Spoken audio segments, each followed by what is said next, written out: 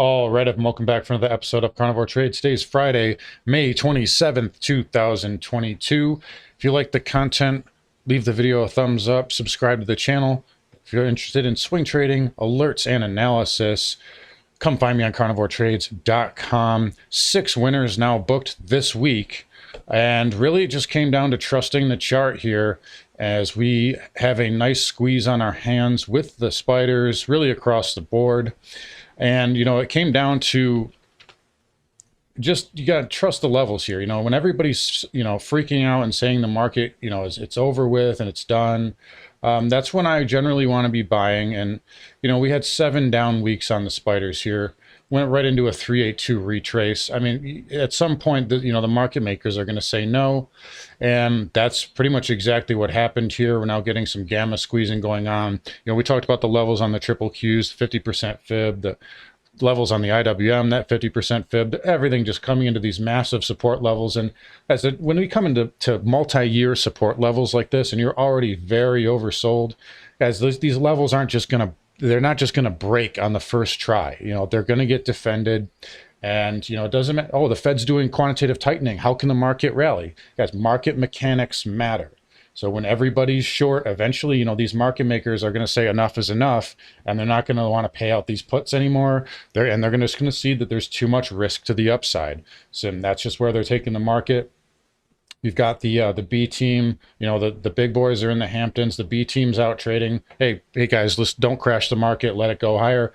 Here we go. Holiday volume in full effect. That's why I'm doing this video a little early today, as I don't see much action happening here going into the close here. Maybe we get a little bit more of a squeeze as the light volume takes over. Take a look at Tesla there. Huge move. By the way, I tweeted this out on Wednesday, and I said, hey, I wouldn't be surprised if Tesla closes above 760 on Friday, or if not Friday, by Tuesday. But as you can see, we had a nice squeeze here, and it's inching up into that level. And the reason I said that is because based on today's options expiration for the weekly, we had a $36 move priced in on Wednesday. We had more than a $36 move yesterday, and that caused market makers to gamma hedge to the upside. And so we're seeing continued gamma squeezing here in names like Tesla.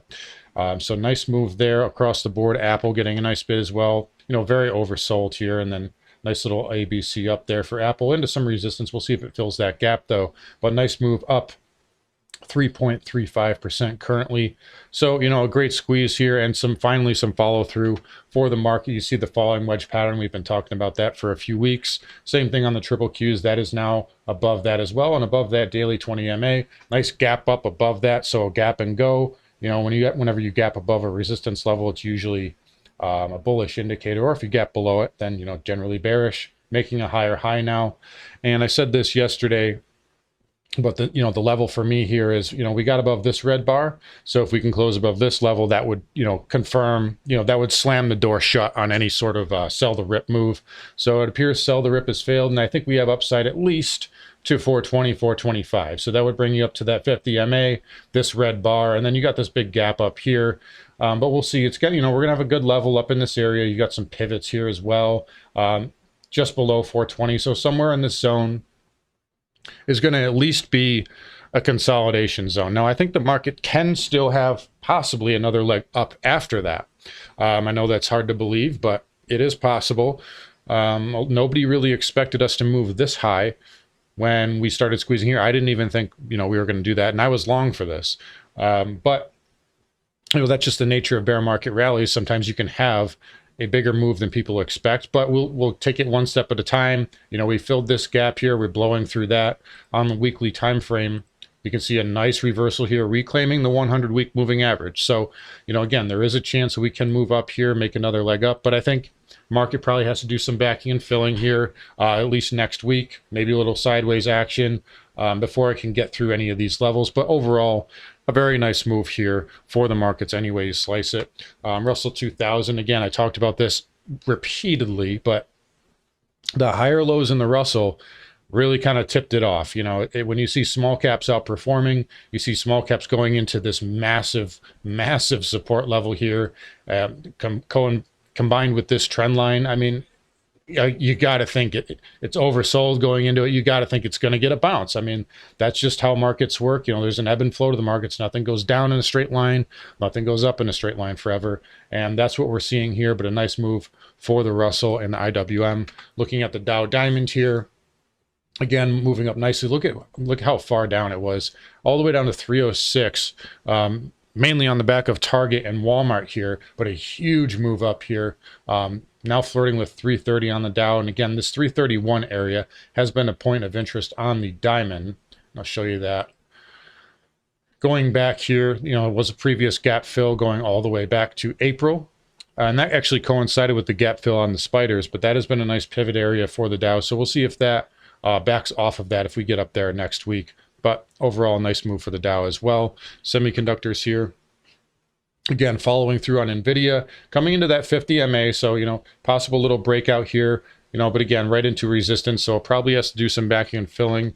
Speaking of NVIDIA, up another 4% today, and again, you know, whenever you have a stock sell off on earnings initially, after hours it was down, and then it reverses, that's usually a really good bullish indicator, and we're seeing some nice follow through there on NVIDIA. AMD up as well, above the 50 period moving average now, up just under 3%. You know, still below these pivots, but a nice move any way you cut it.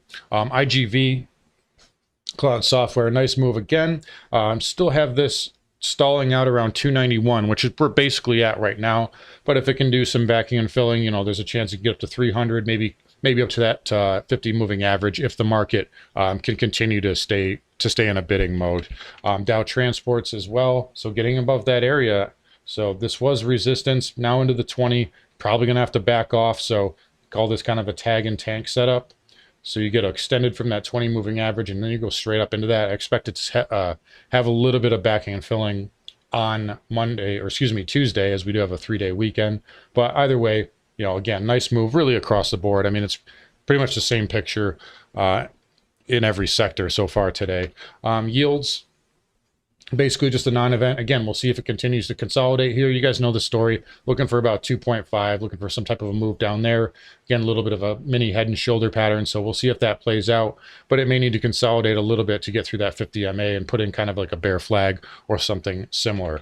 All right, HYG, the star of the day again. So, you know, I talked about this the last couple of days. The fact that HYG is popping like this probably tells you that the market's ready to bounce here. You know, we noticed that on Wednesday, and we said that HYG, that is a huge positive, and we got follow through yesterday and follow through today. So now, how about this? So back above the 50 moving average for the first time since, you got to go all the way back to January 4th. So basically when the market topped, when the equity markets topped, that's when the last time the HYG was above this 50 period moving average on the daily. That's a huge move, guys. That's a big, big, big move. So that's why I think this market can have some legs for possibly another leg up after, you know, maybe we get into that 420 zone there on the spiders. But again, you know, we'll have to see what we get. You know, it is into some resistance. This is where you broke down from. So again, you know, a lot of things got to do some backing and filling. They were really oversold. Now a lot of things are starting to get short-term overbought. So again, like I said, nothing goes down in a straight line, nothing goes up in a straight line, but nice move there. We'll see what we get next week. Let's look at the home builders. So XHB into that 50 MA, ITB, same kind of deal above the 50 MA, but I still think it contends. It's going to have a lot of resistance up at this 61 level. So we'll see if it stalls out there. And VNQ getting above my resistance level of 100, and it's going to close above this red bar, and it's filling that gap. So a nice move for VNQ. So if this could consolidate, it possibly has an ABC move up in it as well. So nice job there. XLF, again, decent move off the lows. You're into this pivot, you're into this resistance level, but again, nice move. Probably needs to pull back a little bit here in the short term. XBD broker dealers, nice pop, continuing higher, and that is helped out by HYG, but it is into this red bar. So again, expect more back in filling. It's pretty much the same story across the board. Nice move, but we're short term overbought here. Crude continuing higher, hasn't taken out the high yet though. So it hasn't taken out the high yet. 111.75, or excuse me, not 111, 115.56. And very close. So 115.30 was the high of the day. If you take out this high, I give crude the bullish upside bias here in the near term. I would definitely do that because that would negate the 3 lower highs. And yeah, you probably have I'd give the upside bias to about 120 if that happened. But a nice move for crude. XLE continuing higher here, new 52-week highs. So that one is still moving higher. Again, I still think it's a, these energy stocks are on borrowed time, but nice move there overall for pretty much all of these: OIH, XOP, and XLE. Nat gas pulling back nicely off the highs, but getting a nice bid, basically kissing that 20 moving average. We'll see what kind of a pattern it puts in next week. Dollar index continuing lower a little bit, stalling out at that 50 MA. Would like to see a little bit of backing and filling for a move down to that 100 to 99 area. And gold, again, kind of flagging here. So basically just inverse dollar right now, and up move. And again, looking for this to flag if it can. It's got juiced up to 1900, maybe 1920. So I like what gold is doing right here. We played GLD calls last week, and we sold them Monday for a nice gain. If this continues to flag up, I wouldn't hesitate to jump back on, but it's got to give me a good pattern here. So we'll definitely be watching that. But nice move there for gold. So I like what it's doing. Same thing on silver, although it did come way off the highs here. I don't think it was ready to get through that area. I would like to see it flag up a little bit more here. Platinum and palladium, really kind of a non-event here. Palladium getting a little bit of a bid up here, but still below this old trend line there. And then copper, also kind of, getting a bid here, but I think it still needs to flag a little bit if it wants to go up there and attack that 200 period moving average here. All right, now flipping back over to Bitcoin. So I mentioned this yesterday, and it looks like we're getting some decoupling here. So we've been following this kind of correlation with positive correlation with Bitcoin and the NASDAQ, and really the market as a whole for quite a while. And it has worked out really well up until the last week or so. And now it's starting to fall apart. So Bitcoin's dipping down here. Ether's dipping down basically into double bottom here. I still think this holds. Maybe it pierces the low a little bit. Actually, risk reward here, not a terrible setup here on Ether. If you just put a stop below that low. But, we're starting to see that kind of correlation break down. So the markets have squeezed the last 3 days, and we're seeing crypto kind of back off here and kind of fade lower. So again, I still think there's tons of demand down here in this tail candle on Bitcoin. So I don't expect it to necessarily break, but the correlation definitely looks broken here, at least that positive correlation between the NASDAQ and Bitcoin. So we'll see what we get here. I still give Bitcoin the upside bias if it can just find its footing to about 30, at least 34 to 36,000 if the rest of the market can get a bid. But again, if that correlation is broken down, then maybe it's a different story here. But overall, I don't really have any sort of trade here on crypto. I would just kind of let it do its thing, but I tend to give it the upside bias at this point if it can find its footing, but not convinced of that happening given that correlation that looks to be broken here. All right, so anyways, spiders here. It looks like we're getting a bit of a float higher. Again, big boys are gone. We're getting holiday volume. We may get a little bit of a holiday hangover on Tuesday, so probably looking at some more light volume. But again, we're into resistance on a lot of things here. So some backing and filling is warranted. If that does happen, then again, we're looking for probably 420, 425 here on the upsides. And I don't really see any reason why the market can't at least do that moving forward. But again, we'll take it one step at a time.